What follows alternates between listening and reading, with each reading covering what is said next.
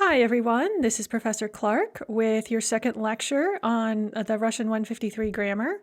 And this lecture is on endings for the prepositional case. What could be more exciting? I don't know, not anything. This is going to be the most exciting lecture you hear all semester. Actually, that may be true. We may be going all downhill from here because it's all going to be case endings and verb endings and things like that. So just prepare yourself. This may be a fantastic soporific. You may want to listen to it in order to put yourself to sleep on a night when you can't fall asleep because you've got too many thoughts running through your head.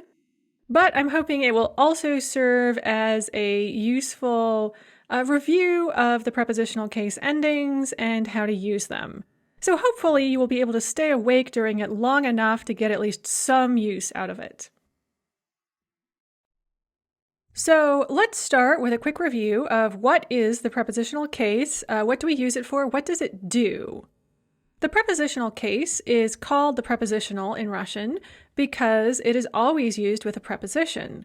Other cases can be used with or without prepositions, but the prepositional case always has to have a preposition.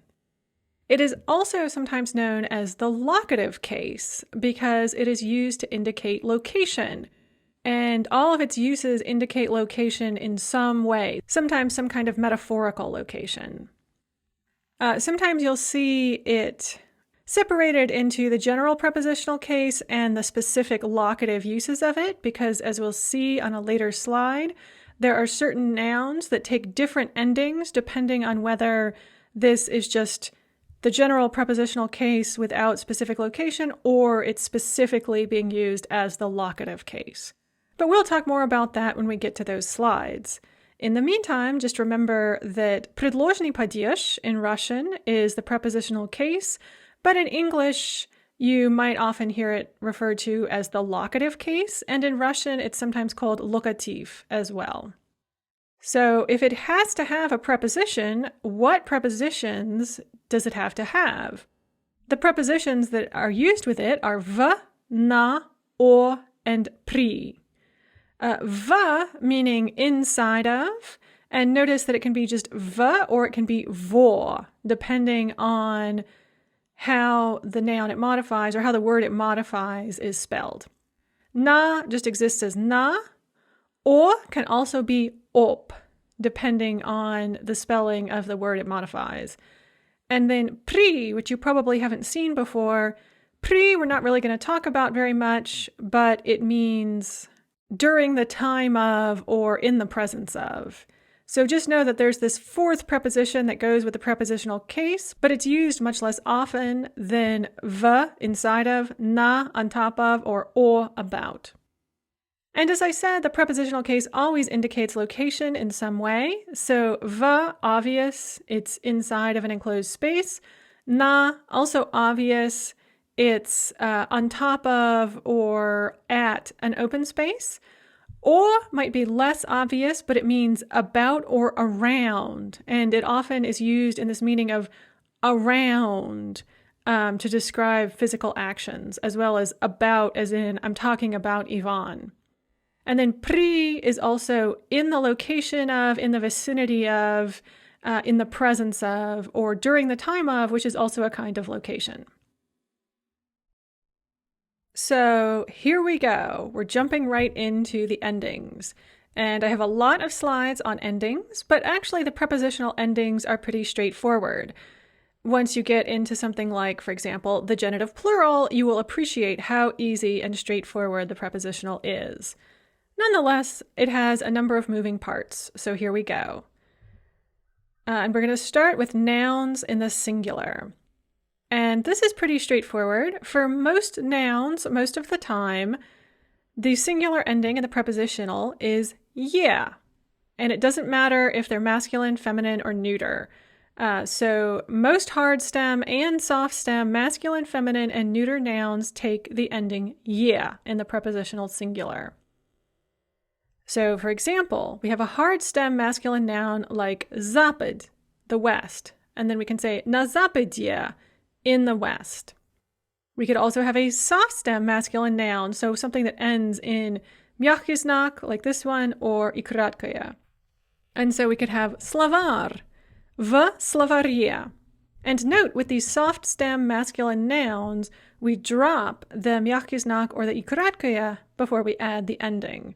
So slavar ends mягкий знак, and then we add an ending of slavaria, and we get je. We could have a hard stem feminine noun like mama or mamia. And then we could have a soft stem feminine noun like неделя, na неделя. We could have a hard stem neuter noun like окно, в окне, or a soft stem neuter noun like море, на море. All of these take je.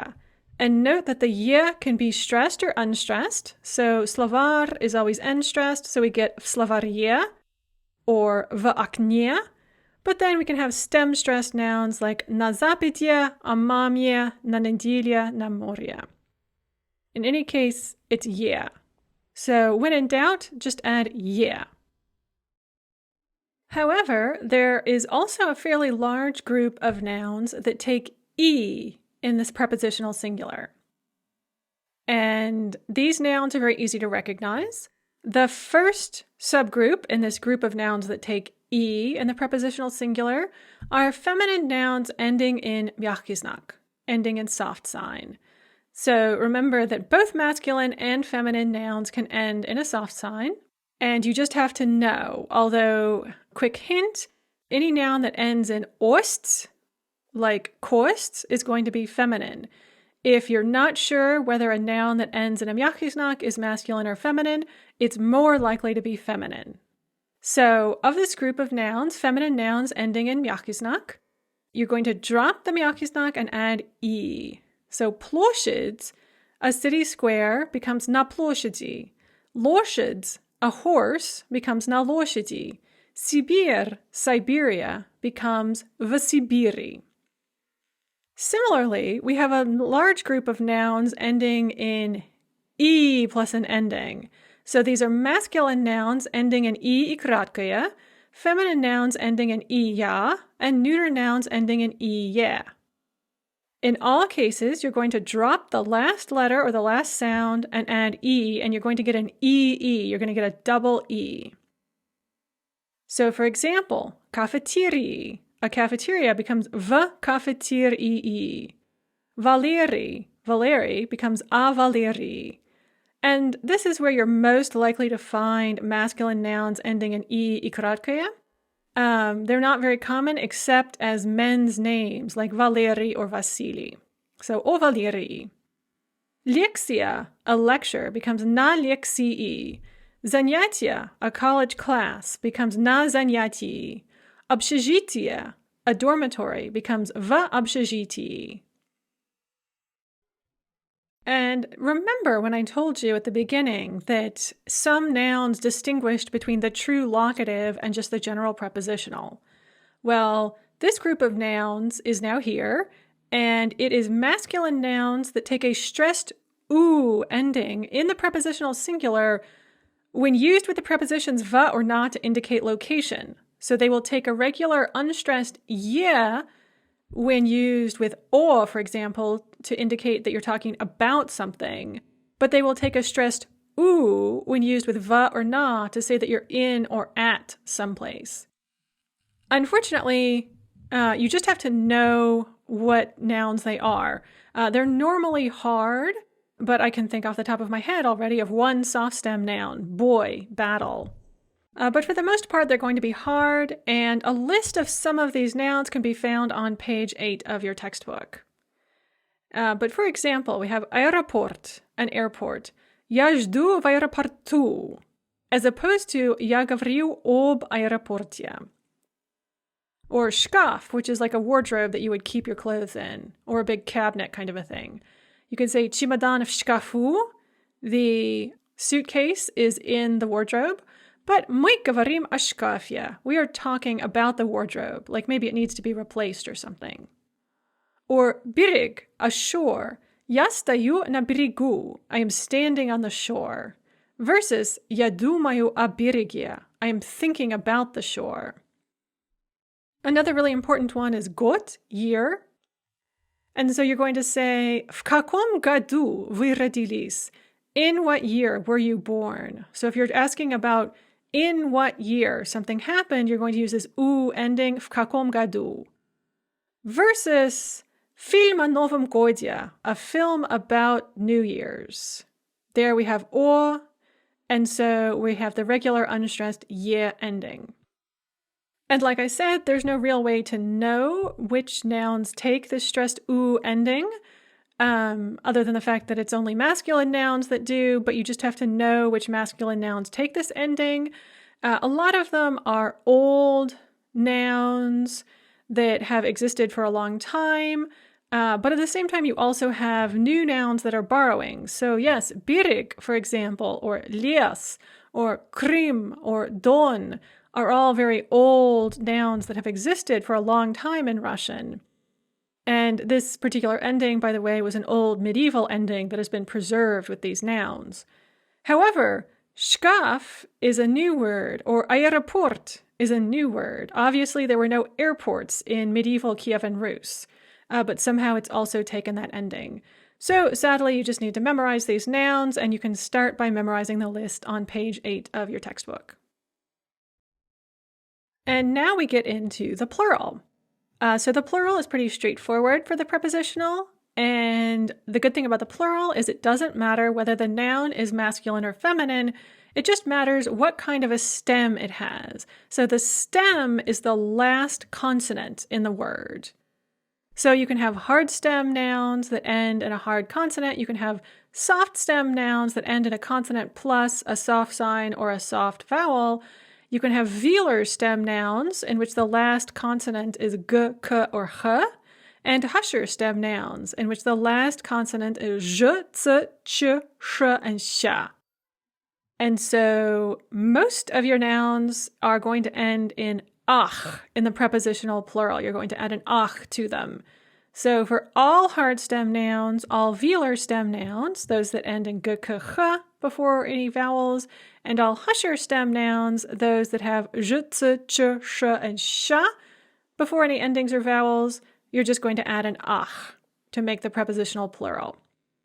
So for example, magazine becomes v magazinach, bank v bankach, mama a mamach, kniga v knigach, okno v oknach, note the stress shift, pismo v pismach, note the stress shift. Meanwhile, all soft stem nouns, regardless of gender, are going to take a yach in the plural. And if there is a soft sign or an ikurakoya, you're going to drop it before you add the ending, just like you would in the singular. So slovar becomes v slovaryach, muzej v muzejach, площадь на площадях, лекция на лекциях, моря на морях, общежитие в общежитиях. So now we get into adjectives. And just like with nouns, adjectives in the prepositional are pretty straightforward. However, you do need to keep in mind whether you're dealing with hard stem, soft stem, velar stem, or husher stem adjectives. And the rules are the same. What matters is the last consonant in the word before you get any vowels or endings. And so velar stems are those that end in g, k, ch. Husher stems are those that end in zh, ts, ch, sh, sha. Soft stems end in ni, and then hard stems are all the other ones, basically. And so if you have a hard stem or a velar stem adjective, which is going to be most adjectives, the majority of adjectives in Russian are either hard stem or velar stem. And they're very straightforward to use. They're going to take om for the masculine or the neuter. Remember that masculine and neuter collapse and take the same endings with adjectives, and oi for the feminine. So, for example, with hard stems, like новый, старый, интересный, красивый, в новом общежитии, в старом магазине, на интересной лекции, на красивой площади. And you're going to have exactly the same endings for velar stem adjectives. Again, you just have to look for that g, k, or ch. Some common examples are strogi, strict, ruski, Russian, какой, what kind of, тихий, quiet, or плохой, bad. And they're just going to have the same endings. So, о строгом преподавателе, about a strict teacher. В русском доме, in a Russian house. О какой книге, about what book. В тихом городе, in a quiet town. О плохой погоде, about bad weather. And then we have soft stem adjectives. There are not very many of them, but there are a few really important ones. And almost all of them are going to end in n и краткое in the masculine nominative singular. So, for example, синий, dark blue, последний, last, нижний, lower, весенний, spring or vernal, осенний, autumn or autumnal, зимний, winter, летний, summer. Note that all of the adjectives referring to seasons are soft stem adjectives. And soft stem adjectives take ем for the masculine or neuter and yi for feminine. So, for example, you might say в Нижнем Новгороде, in Nizhny Novgorod, which is a large city in central Russia. На летней программе, on or at a summer program. Where things get complicated with adjectives are when we're dealing with husher stem adjectives, because the endings for husher stem adjectives depend on stress, in accordance with the 5-letter spelling rule that you learned in Galasa. So, husher stem adjectives have zh, ch, ts, sh, or sha before the ending. For example, свежий, fresh, большой, big, хороший, good. And they're comparatively common because these she endings are often used to make comparatives, like лучший or something like that. And so, like I said, the ending changes depending on where the stress is. So if the stress is on the stem, which is going to be most of these adjectives, the ending is going to be ем for masculine or neuter and yi for feminine. So we could have в хорошем общежитии, на свежем воздухе, о лучшей подруге. So in a good dormitory, in the fresh air, about my best friend. However, if the stress is on the ending, which is going to be the word большой, the ending is ом for masculine and neuter and ой for feminine. So в большом театре, на большой площади. In the Bolshoi Theater, on the big city square. And then we have the plural. Once again, the gender doesn't matter with the plural. The thing that matters is what kind of stem type you have. So hard stem adjectives take the ending ых with a hard ы. So for example, в новых общежитиях, на интересных лекциях, на старых площадях. And note that these hard stem adjectives remain hard when matched with soft stem nouns. So the hardness or softness of the stem is intrinsic to the word itself and does not change when used to modify another word that can also be hard or soft, and that will also be intrinsic. You can have hard stem adjectives with soft stem nouns or soft stem adjectives with hard stem nouns. It doesn't matter. For soft stem, velar stem, and husher stem adjectives, you're going to add the ending ich with a soft e. В больших, and it's going to be pronounced more like an ы because sh is always hard. В больших общежитиях, на летних программах, в русских домах. And then, last but not least, we have special modifiers, or possessive and indicative pronouns like mine, yours, this one, that one, and then so on and so forth. So, наш, ours, and ваш, yours plural, take the same endings as хороший. So we say в нашем общежитии, в вашей библиотеке, на наших занятиях. Exactly the same endings as хороший. Мой, твой, and свой. Свой, you remember, means one's own.